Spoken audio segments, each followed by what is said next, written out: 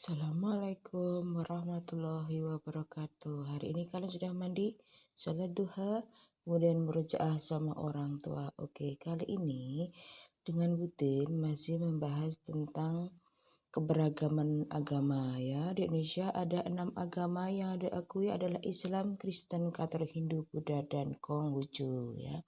Serta beberapa tempat ibadahnya seperti masjid, wihara, gereja, pura, dan kelenteng. Oke, sekarang kita masuk ke senjata. Senjata Indonesia bermacam-macam, setiap daerah mempunyai keberagaman yang berbeda-beda. Ada alat musik daerah juga berbeda-beda, yaitulah kekayaan Indonesia yang dimiliki. Kemudian rumah adatnya juga berbeda-beda, ya, dari Jateng. Nah, segala bentuk perbedaan tidak menghalangi kita untuk bekerja sama, ya.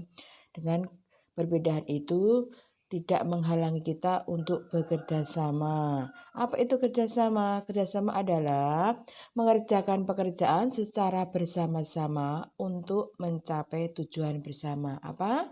Mengerjakan pekerjaan secara bersama-sama untuk mencapai tujuan bersama. Ayo, apalagi tadi kerjasama? Mengerjakan pekerjaan secara bersama-sama untuk mencapai tujuan bersama. Oke ya, udah hafal kalian? Nah, boleh kan? Boleh sama orang tua.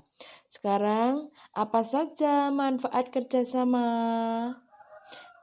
Kerjasama mempunyai banyak sekali manfaatnya. 1. Membuat pekerjaan menjadi lebih ringan. 2. Pekerjaan menjadi lebih cepat selesai. 3. Memupuk rasa persatuan. 4. Memudahkan kita menghormati keberagaman. Bahwa perbedaan itu adalah rahmat Allah, maka harus disyukuri. Nah, dengan bagaimana kita? Dengan bersikap menghormati, menyayangi, membantu supaya terwujud rasa persatuan dan kesatuan. Ada beberapa contoh gambar yang menunjukkan kerjasama di lingkungan ya. Putin tunjukkan seperti ini. Ada di sekolah ya. Ini ada sekolah, ada beberapa pekerjaan. Nah, seperti piket bersama, gotong royong bersih desa di masyarakat. Nah, di rumah banyak sekali bentuk kerjasama yang bisa kita lakukan di rumah dengan keluarga, dengan kakak, adik, dengan ibu, ada ayah. Nah, bentuk kerjasama. Oke. Nah, sekarang kita masuk ke indera pendengaran, yaitu telinga. Alhamdulillah kita masih bisa mendengar dengan berbagai macam suara seperti musik, burung, dan suara air mengalir. Nah, apa saja bagian dari fungsi dari indera pendengaran kita? Bagaimana kita lakukan untuk merawatnya? Kemudian bagian-bagian telinga. Berikut adalah bagian-bagian telinga ya. Ada telinga luar, telinga tengah, telinga dalam. Ada saluran telinga, ada gendang telinga, dan ada saraf menuju otak. Itu adalah bagian-bagian telinga. Sekarang kita belajar bagian-bagian telinga dan fungsinya. Ini daun telinga terdiri dari atas tulang rawan dan dapat ditekuk. Daun telinga berfungsi untuk menangkap suara dari luar. Suara yang telah ditangkap kemudian diteruskan lewat lubang telinga menuju ke gendang telinga. Gendang telinga kemudian bergetar sesuai dengan jumlah getaran yang diterima daun telinga. Telinga bagian tengah terdiri atas tulang martil, tulang landasan, dan tulang sangurdi. Tulang itu disebut tulang-tulang pendengaran. Telinga bagian tengah berfungsi menerima suara yang ditangkap oleh telinga bagian luar. Nah, pada bagian ini terdapat saluran Eustachius yang menghubungkan telinga tengah dengan rongga mulut. Fungsi saluran Eustachius adalah untuk menyeimbangkan tekanan udara antara telinga luar dengan telinga tengah. Telinga bagian dalam terdiri atas tingkap jorong, bundar, 3 saluran setengah lingkaran, serta rumah siput atau koklea. Pada rumah siput terdapat ujung-ujung saraf pendengaran dan alat keseimbangan tubuh. Sekarang kita masuk ke cara kerja telinga. Bagaimana sih prosesnya? Ternyata prosesnya seperti ini.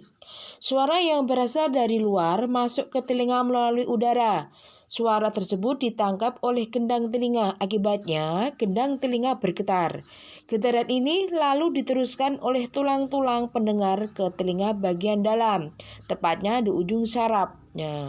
Oleh saraf, getaran tersebut disampaikan ke otak agar diolah sehingga kita dapat mendengar. Selain sebagai indera pendengar, telinga juga berfungsi sebagai alat keseimbangan tubuh. Bunyi atau suara yang sangat keras dapat memecahkan gendang telinga. Mengapa demikian? Karena gendang telinga hanyalah selaput tipis yang mudah pecah atau robek. Sekarang kita masuk ke kelainan pada telinga. Telinga merupakan salah satu organ yang penting. Sebagai organ tubuh yang lemah, telinga bisa mengalami kelainan maupun terserang penyakit. Misalnya tuli dan congek. Tuli adalah ketidakmampuan telinga untuk mendengarkan bunyi atau suara. Tuli dapat disebabkan oleh adanya kerusakan pada gendang telinga seperti tersumbatnya ruang telinga atau rusaknya saraf pendengaran.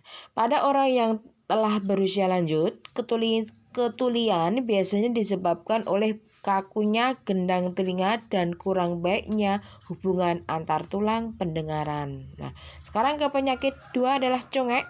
Congek adalah penyakit telinga yang biasanya disebabkan oleh infeksi pada bagian telinga yang tersembunyi di tengah-tengah. Infeksi ini disebabkan oleh bakteri. Sekarang kita ke memelihara kesehatan telinga. Agar telinga kita selalu sehat, maka kita harus selalu membersihkan telinga dengan teratur. Membersihkannya dapat dilakukan dengan menggunakan benda yang lunak seperti kapas pembersih. Jangan sekali-kali membersihkan telinga dengan benda yang keras dan tajam karena dapat merobek gendang telinga. Sekarang kita ke bahasa Indonesia. Kalian masih ingat gagasan pokok dan gagasan pendukung ya? Sekarang kita untuk bisa menemukan gagasan pokok, Putin mempunyai 5 langkah ya untuk bisa menemukan gagasan pokok. Yang pertama adalah bacalah dengan cermat. 2, temukan kalimat utamanya. 3, baca teks berulang-ulang. Bacalah kalimat demi kalimat di dalam paragraf pada teks tersebut dengan cermat ya. Pahami inti bahasan apa yang sedang dibahas atau dibicarakan di teks, temukan kalimat utamanya. Nomor 4, tandai ide pokok tiap paragraf. 5, tandai info penting dalam tiap paragraf. Bisa dibantu dengan memakai stabilo supaya memudahkan kita bisa memahami gitu ya.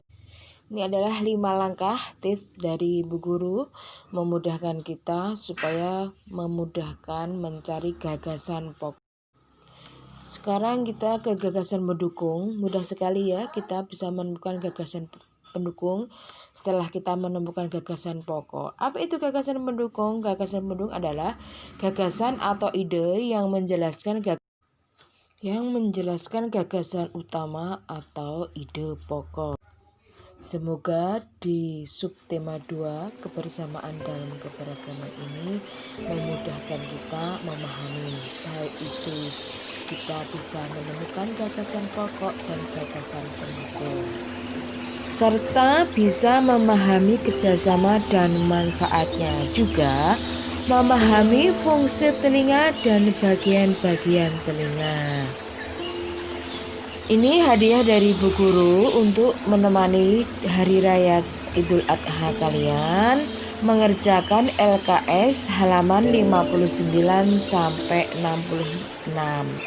Ditulis di buku batik ya, serta jawabannya saja ya. nanti bisa dicocokkan lewat rekamannya Bu Guru, jawabannya saja, ABC-nya saja. Gitu nggih, dari Putin cukup sekian dulu. Selamat Idul Adha. Jangan lupa kurbannya. Assalamualaikum warahmatullahi wabarakatuh. Dadah.